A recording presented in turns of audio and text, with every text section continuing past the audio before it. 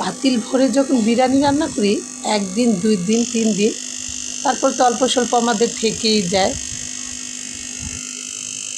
5 দিন 6 দিন 7 দিন ব্যাপারই না। অল্প স্বল্প যদি নষ্ট হয়ে যায় তাহলেই হবে খেতে মজার বেশি। কেউ অখাদ্য মনে করবেন না, রান্নাটা পুরোটা দেখেন, তাহলেই বুঝবেন কতটা মজার একটা খাবার রান্না করা হয়েছে।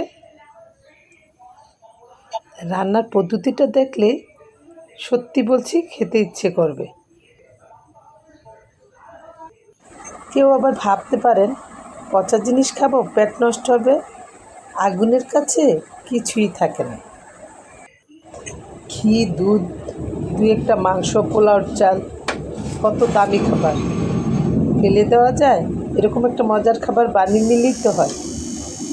তারপর বসিয়ে দিলাম বিরিয়ানি, অল্প একটু ভাতও ছিল, বাসি ভাত, একসাথে পানি দিয়ে বসিয়ে দিলাম একটা প্যানে।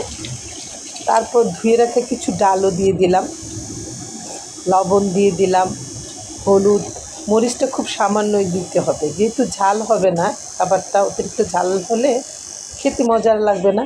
আর একটা জিনিস লাগবে, সেটা আনার জন্য বাহিরে যেতেই হবে আমাকে। বাগানে চলে গেলাম। এই দেখেন, এই যে লেবু গাছ থেকে 2-1টা লেবু পাতা একটু নিয়ে নেব। আর এদিকে চুলায় রান্নাটা অল্প আঁচে একদম ঢিম করে বসিয়ে রেখেছি, মানে অল্প আঁচে ডালটাও ভালোভাবে সিদ্ধ হবে, চালটা একদম গলে যাবে, তাহলে খেতে মজার হবে। নিয়ে আসলাম পাতা কয়েকটা, তারপর এসে দেখি পানিটা একদম টেনে এসেছে, ডালটা মোটামুটি সিদ্ধ হয়ে গেছে।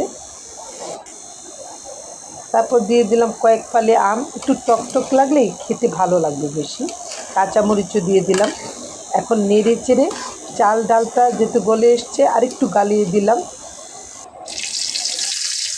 বিরিয়ানিতে এমনিতেই তেল ঘি থাকে, তারপর একটু রসুনের ফোড়ন দিয়ে দিলে ফ্লেভারটা সুন্দর আসবে। আম তো আগেই দেওয়া হয়েছে, আমটা একটু একটু সিদ্ধ হয়েছে, টকটাও ছেড়ে দিয়েছে।